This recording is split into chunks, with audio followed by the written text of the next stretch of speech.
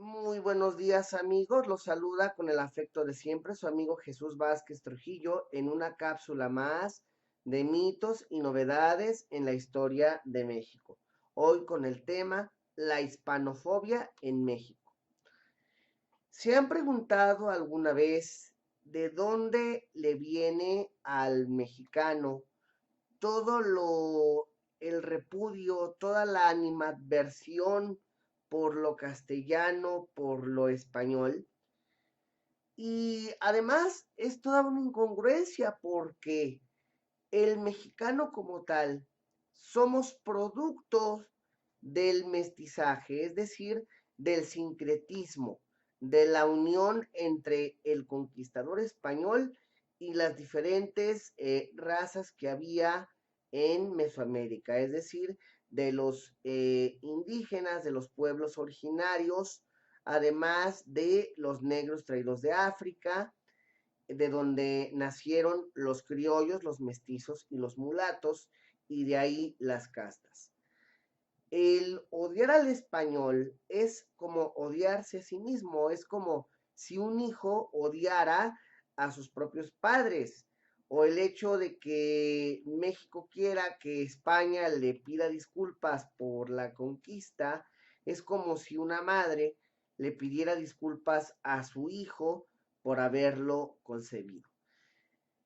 Pero todo esto tiene, como siempre, raíces históricas que el día de hoy vamos a desenterrar, y para ello vamos a hacer un contexto histórico de dónde y por qué nos viene el odio contra lo español.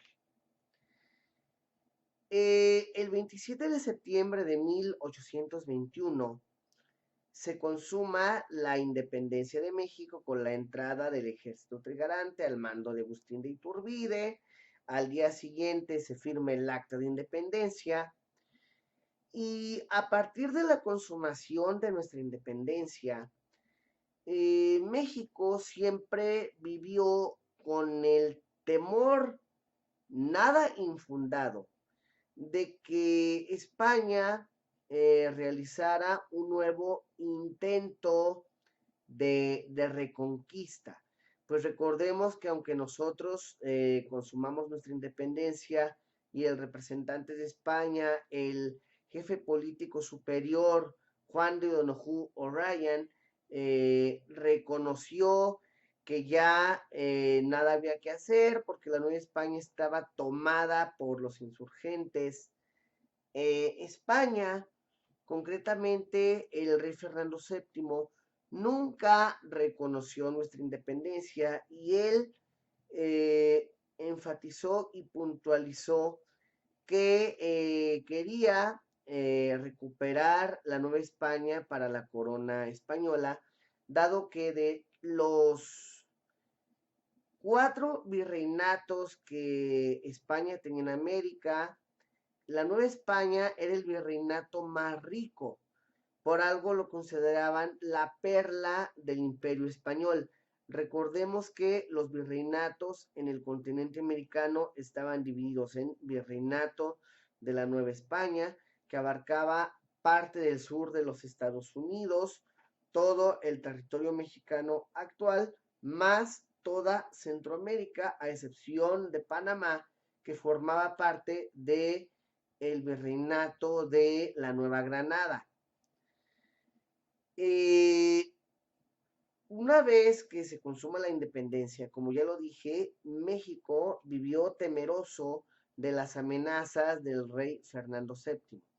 Es por ello que en noviembre de 1825, el presidente Guadalupe Victoria le ordena al capitán Pedro Sáenz de Baranda que desaloje de una vez por todas a las fuerzas españolas que estaban atrincheradas en el islote de San Juan de Ulúa, dentro de la fortaleza que se había construido para proteger al puerto de Veracruz de un ataque de los corsarios ingleses. Finalmente, Pedro Sáenz de Baranda logra derrotar a la guarnición española comandada por José García Dávila. Una vez que lo hace, estos españoles se embarcan rumbo a la isla de Cuba, que en ese entonces todavía era posesión de la corona española. Desde allí se orquestaron nuevos intentos de reconquista del Imperio Español hacia México. En 1827, el fraile dominico Joaquín Arenas orquesta una conspiración para devolver a México al dominio español. Afortunadamente, esta conspiración es descubierta, los conjurados son aprehendidos conjuntamente con el fraile Joaquín Arenas, quien después de ser aprendido es fusilado para darle una lección a los españoles de que no intenten esa reconquista. Posteriormente, en 1829, ya bajo el gobierno del general Vicente Guerrero Saldaña, la tan temida invasión española a México desde el Imperio de Iturbide finalmente se concreta, ya que de La Habana, Cuba, sale una expedición naval al mando del brigadier Isidro Barradas para reconquistar México. En esta expedición, Barradas se había autodenominado como el segundo Hernán Cortés, pues los españoles expulsados de México en 1825 habían corrido el rumor en Santiago de Cuba, la entonces capital de la isla, que México ya estaba harto de su desorden político generado después de la independencia, ya que no encontraban un gobierno estable, una forma de gobierno que les agradara, y por eso verían con gusto el regreso al yugo y a la sumisión española. No había cosa más falsa que esta. Finalmente, Isidro Barradas es derrotado por las tropas del general Antonio López de Santana, y no tanto por él, sino por las condiciones tan insalubres que había en el puerto de Veracruz, la malaria, el paludismo, las enfermedades gastrointestinales. Y si tomamos en cuenta que la expedición de Barradas llega en agosto de 1829, llegó en plena temporada de lluvias, y sabemos que las lluvias en los territorios costeros son potencialmente voraces y destructivas. Ahí tal vez todavía no había la forma para predecir o diagnosticar los huracanes, pero siempre las lluvias en tierras costeras han sido muy destructivas. Finalmente, Isidro Barradas es derrotado y a partir de ahí empieza a forjarse un sentimiento antihispano en toda la población mexicana, inoculado por el primer embajador de los Estados Unidos en México, Mr. Joel Robert Poinsett, que deseaba inocular un sentimiento antihispano en México para poder meter las ideas masonas yorquinas, que eran las ideas políticas que seguían los Estados Unidos de América, país al que los federalistas mexicanos, los liberales nacionales, admiraban y querían emular. Se me pasó a decir que poco antes de la expedición de Isidro Barradas y tras la expulsión, tras el fusilamiento del fraile Joaquín Arenas, el presidente Guadalupe Victoria decretó o promulgó la llamada Ley del Caso. Esta ley era para expulsar a los súbditos españoles de todo el territorio mexicano, y se llamó la Ley del Caso porque se iba a expulsar a todo aquel que estuviera en el mismo caso de ser español.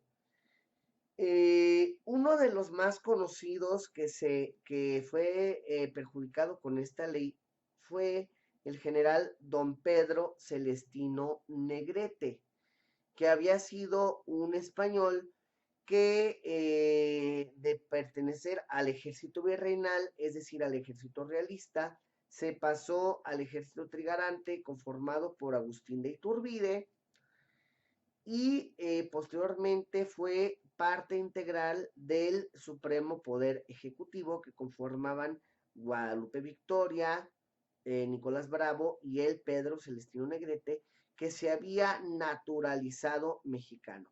Sin embargo, a pesar de estar ya naturalizado mexicano, también esta ley del caso decretó que fuera expulsado del país. La medida, como sabemos, resultó desastrosa porque los españoles expulsados se llevaron sus bienes, se llevaron sus dineros, cerraron sus fábricas y todo esto mermó a la siempre debilitada y frágil economía mexicana. Posteriormente, en el año de 1836, la reina Isabel II decide firmar la paz con México porque quería hacer tratos comerciales y tener una relación comercial con su antiguo reino ultramarino. Allí, con la firma del Tratado de Santa María Calatrava, efectuada el 28 de diciembre de 1836, se reconoció la independencia de México, reconociéndolo como país libre, pidiendo perdón por los abusos cometidos contra los pueblos originarios por parte de los conquistadores y los frailes, con la condición de que México cesara en sus intentos de reconquistar Cuba y Puerto Rico, pues México quería unir a Cuba a la República Mexicana para quitarle el bastión caribeño a España y ya evitar un intento de reconquista más, pues sabemos que todas las flotas que querían reconquistar a México partían de ahí. Hasta Guadalupe Victoria compra unas fragatas con préstamos que le hizo la casa de cambio inglesa Goldsmith para comprar buques que conformarían nuestra Marina Armada. Finalmente, México firmó y signó el Tratado de Santa María Calatrava, firmado por el ministro de Isabel II, Alejandro Mon, y por el lado mexicano estuvo Miguel Santamaría, y México se abstuvo de exigir el resarcimiento de cualquier reclamación por parte de México hacia España. Todo quedó perfectamente hasta que en 1857 súbditos españoles tuvieron un incidente con liberales mexicanos en la población mexiquense de San Vicente Chiconcuac. Reclamación que el presidente Ignacio Comonfort iba a reclamar porque liberales mexicanos asesinaron a súbditos españoles. Estas reclamaciones se atendieron en el Tratado Mon-Almonte, firmado por Alejandro Mon, ministro de la reina Isabel II, y Juan Nepomuceno Almonte, que había buscado la ayuda del gobierno español para vencer a los liberales en la guerra de reforma, porque mientras los liberales querían una forma de gobierno como la de Estados Unidos de América, los conservadores, como su nombre lo dice, querían conservar el statu quo que había en la colonia, y muchas veces trataron de traer a un príncipe de la casa reinante de Borbón para que gobernara a territorio mexicano. Posteriormente, cuando termina la guerra de reforma, el presidente Benito Juárez rompe relaciones con Francia, España e Inglaterra por haber refaccionado al ejército conservador. Relaciones que se mantuvieron rotas hasta el año de 1890, en que el presidente, el general Porfirio Díaz, decide reasumir o reabrir las relaciones diplomáticas con las potencias europeas, dándoles grandes beneficios. Durante el centenario de la consumación de la independencia, el marqués de Polavieja fungió como embajador extraordinario de México, de España en México, y él trajo consigo los uniformes con los que el padre Morelos había peleado contra los insurgentes. A partir de ahí se restablecen las relaciones y cuando llega el gobierno revolucionario, es cuando se empieza a generar un odio hacia todo lo español.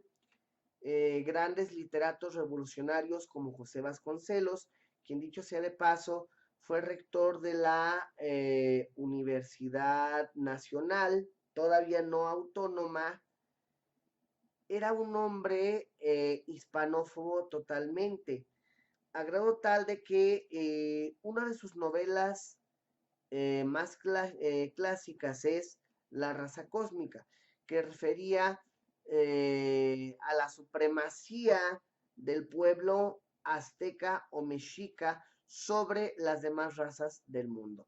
Hay que destacar que esta novela Vasconcelos la escribe ya influenciado totalmente por los regímenes de derecha europea como el nazifascismo.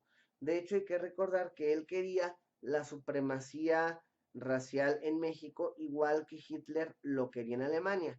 Por eso Vasconcelos aspiraba a que Hitler ganara la guerra para que lo nombrara a él, a Vasconcelos, emperador de América Latina. Ahí es donde empieza a gestarse un antihispanismo muy profundo, un odio radical a los españoles y más aún porque cuando Francisco Franco toma el poder en España, quitando al presidente de izquierda, Manuel Azaña, el franquismo estaba fuertemente influenciado, si no es que había sido engendrado por la falange española, el movimiento falangista, un movimiento de extrema derecha, que aquí en México incubó en la forma de la Unión Nacional Sinarquista, que tenía ideología falangista, franquista y nazifascista. Los regímenes de derecha estaban influenciados por la España franquista, regímenes totalitarios de derecha. A diferencia de los países latinoamericanos, la izquierda en Europa funciona, mientras que la derecha es un régimen que solo provoca todo lo contrario aquí en México, la derecha funciona y la izquierda no. A partir de se les consideraba a los franquistas o partidarios de España como los conservadores que querían volver todo un desastre porque querían volver todo al tiempo colonial, eh, mientras que los liberales o revolucionarios admiraban a los Estados Unidos y todo lo concerniente al liberalismo. Recordemos que cuando don Benito Juárez asume el poder, él sí empieza un nuevo modelo de Estado mexicano, arrancando de raíz todas las costumbres y prototipos políticos heredados de la colonia. Todos los usos y costumbres heredados de la colonia son arrancados por el presidente Benito Juárez. Por eso desde ahí nos viene pues el odio hacia lo español, porque todo lo conservador es europeo, todo lo conservador huele a españolización y los revolucionarios es los que vuelven a ensalzar el indigenismo, los que vuelven a ensalzar a las clases o a los pueblos originarios. Esto viene también ya con, como lo dije, la raza cósmica y los primeros libros de texto editados por Vasconcelos. Durante su gestión, el frente de la recién creada Secretaría de Educación Pública, durante el gobierno de Álvaro Obregón en 1921, empieza a haber una marcada tendencia hispanofóbica, ensalzando todo el periodo prehispánico y mostrando todo lo español, sin tomar en cuenta que el mexicano no existiría sin eh, lo español. El mexicano, como lo conocemos ahora, es producto de la unión entre indígenas y españoles. Si nosotros desconocemos a España, si le damos un plumazo y vemos que no existe, entonces es como si el mexicano no existiera. Ahora entendemos por qué en los libros de historia de educación primaria editados y publicados por la Secretaría de Educación Pública, pasamos del indigenismo del México precolombino a la independencia de México de un salto, sin tomar en cuenta los 300 años de gobierno virreinal, que fueron los que nos formaron como nación independiente, dieron nuestro origen político, nos formaron como la nación que hoy somos.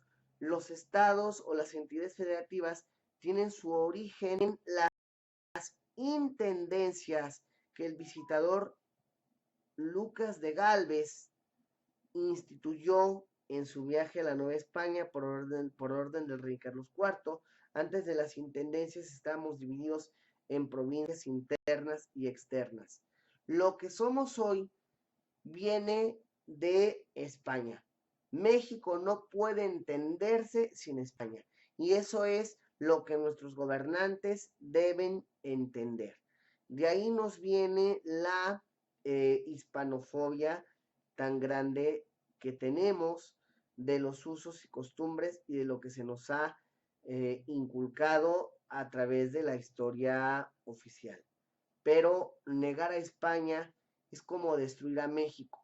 Negar a España es negarnos a sí mismos, negar nuestras raíces, negar de dónde venimos. Hablamos español. Se profesa la religión que los españoles impusieron a sangre y fuego y hasta se le mienta la madre al español en español. He ahí la ironía. Yo quiero que en esta cápsula, después de verla, nos sentemos a reflexionar sobre lo importante que es que reconozcamos y aceptemos nuestro origen y nuestro pasado. Quien no conoce su historia está condenado a repetirla. Muy bien, amigos, yo me despido, no sin antes recordarles que me pueden contactar en mi Facebook personal, Jesús Vázquez Trujillo, a través de la fanpage Mitos y Novedades en la Historia de México, a través del correo electrónico jjvt1984 a través de mi número de WhatsApp y Telegram 477-24-77-110. Me pueden leer en la columna Mitos y Novedades en la Historia de México, publicada por los diarios digitales Verdades Guanajuato y La Otra Plana, con sede en Guanajuato Capital y Torreón, Coahuila, además de suscribirse al canal de YouTube Mitos y Novedades en la Historia de México y darle like a la campanita para que les lleguen las notificaciones y no se pierdan el programa Mitos y Novedades en la Historia de México, transmitido todos los martes de 12 a 12:30 horas a través de Facebook Live. Muchas gracias y hasta la próxima semana. Pásenla muy, pero muy bien.